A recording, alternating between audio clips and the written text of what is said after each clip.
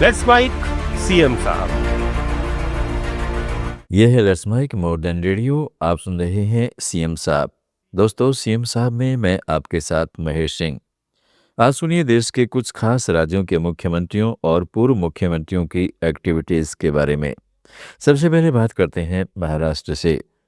महाराष्ट्र के मुख्यमंत्री देवेंद्र फडणवीस ने वाधवन पोर्ट परियोजना के निरीक्षण के दौरान कहा है कि प्रधानमंत्री के नेतृत्व में देश का सबसे बड़ा बंदरगाह वाधवन पोर्ट बनाया जा रहा है।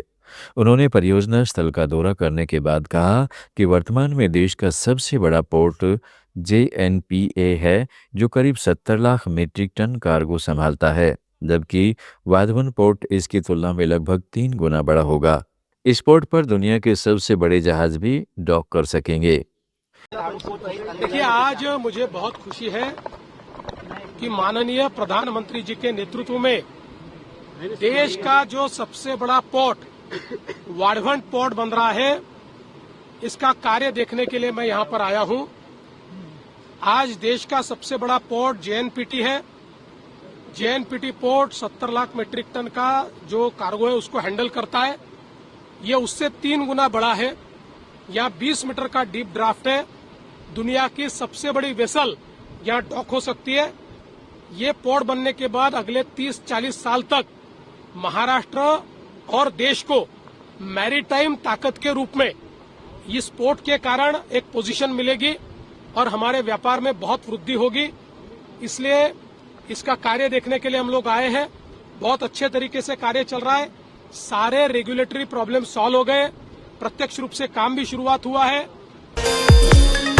उत्तर प्रदेश के पूर्व मुख्यमंत्री अखिलेश यादव ने राम मंदिर और अयोध्या को लेकर मीडिया से बातचीत के दौरान कहा है कि भाजपा के लिए नेशन से पहले डोनेशन है। अखिलेश यादव ने कहा कि वह इटावा में निर्माणाधीन केदारेश्वर धाम शिव मंदिर का निर्माण पूरा होने के बाद ही अयोध्या जाकर भगवान राम के दर्शन करेंगे।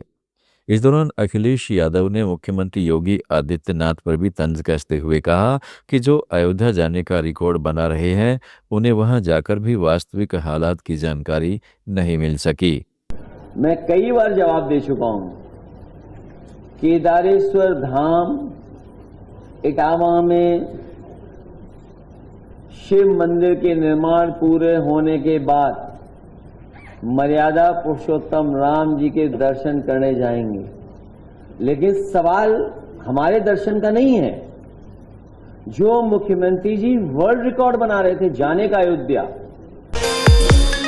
उत्तर प्रदेश के मुख्यमंत्री योगी आदित्यनाथ ने हाथरस में समाजवादी पार्टी के अध्यक्ष अखिलेश यादव पर निशाना साधते हुए कहा कि अखिलेश यादव अब अयोध्या को धार्मिक नगरी बनाने की बात कर रहे हैं, जबकि उनकी सरकार के दौरान राम भक्तों पर गोली चलाई गई थी और आज अयोध्या का स्वरूप बदल चुका है और वह त्रेता युग की याद दिला रही है।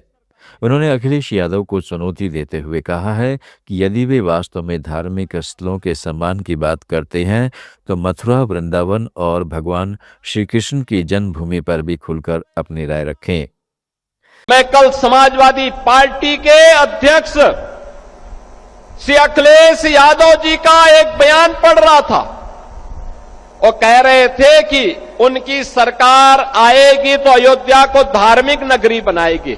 अरे आप क्या धार्मिक नगरी बनाएंगे? आपने तो अपना इतिहास देखे, राम भक्तों पर गोली आप ही के लोगों ने चलाई थी, आप ही की सरकार ने चलाई थी, समाजवादी पार्टी की सरकार ने। आज जब राम भक्तों के परिश्रम और पुरुषार्थ से प्रधानमंत्री मोदी जी के नेतृत्व में अयोध्या अब त्रेता युग का स्मरण करा रही है, तो आपके मुंह में भी पानी आने लग गया है। अरे भूल जाओ, आपने तो थानों में और जेलों में कृष्ण जन्माष्टमी के आयोजन को भी रोक दिया था, कांवड़ यात्रा पे प्रतिबंध लगा दिया था।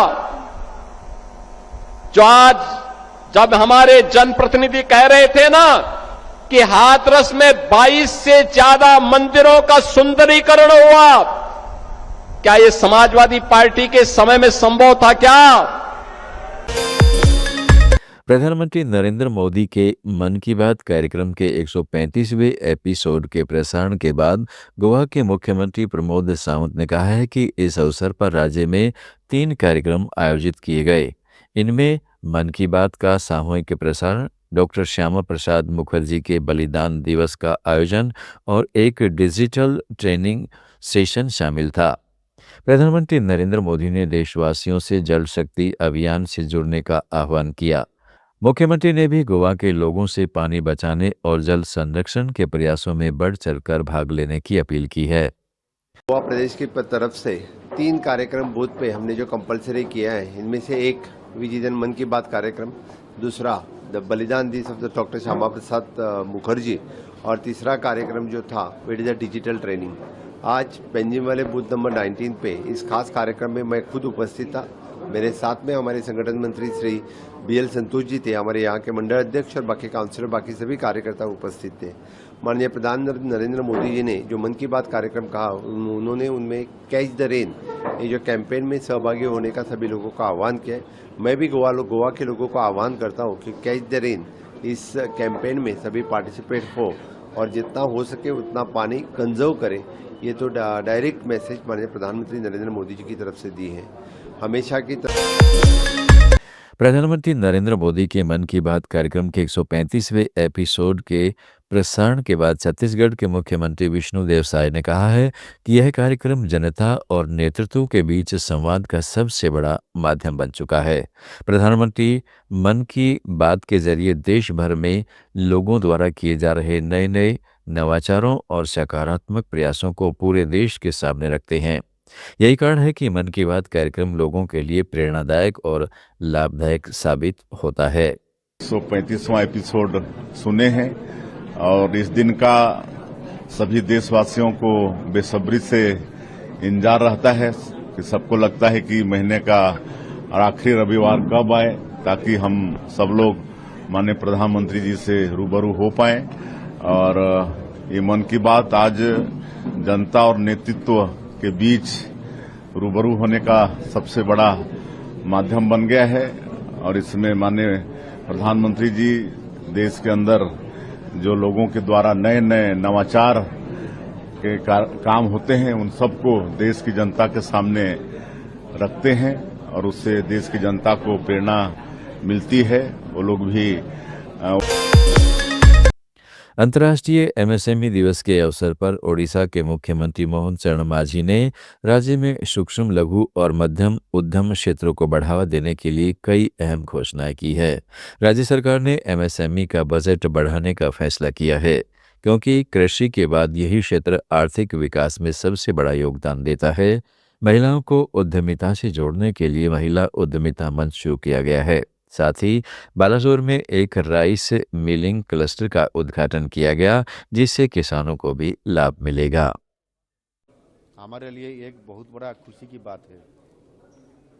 आज इंटरनेशनल MSME डे है और इस अवसर पर आज नीति आयोग उड़ीसा आते हुए हमारा जो अंतर्राष्ट्रीय MSME दिवस में उपस्थित रहते हुए आज बहुत सारी MSME सेक्टर का प्रोजेक्ट को भी हम आगे लेने के लिए संकल्प लिए हैं। इस आधार पर हमारा आर्थिक विकास में सबसे महत्वपूर्ण भूमिका जो MSME सेक्टर में रहता है, कृषि के बाद MSME, और MSME में हम ज़्यादा बढ़ावा देते हुए आज हमने हमारा जो एंटरप्रेन्योर लोग जो है उसको लेते हुए कुछ क्लस्टर और कुछ पार्क को हमने आज सुबह उद्घाटन और ले ऑफ स्टोन के नाते हमने उसको बढ़ावा दिया है। MSME क्षेत्र के लिए हमने आज भी एक महिलाओं का उद्यमी बनाने के लिए एक प्रभावशाली प्लेटफॉर्म भी हमने तैयार किए हैं। इसी आधार पर हमने women entrepreneurship platform Odisha chapter के नाते आज का शुभारंभ हमने किए हैं। निश्चित रूप से अगले दिन में आगे हम उनको लेते हुए हमारा अर्थनीतिक सशक्तिकरण। आप सुन रहे थे let's smile more than radio. Follow कीजिए हमें हमारे सोशल मीडिया प्लेटफॉर्म्स पर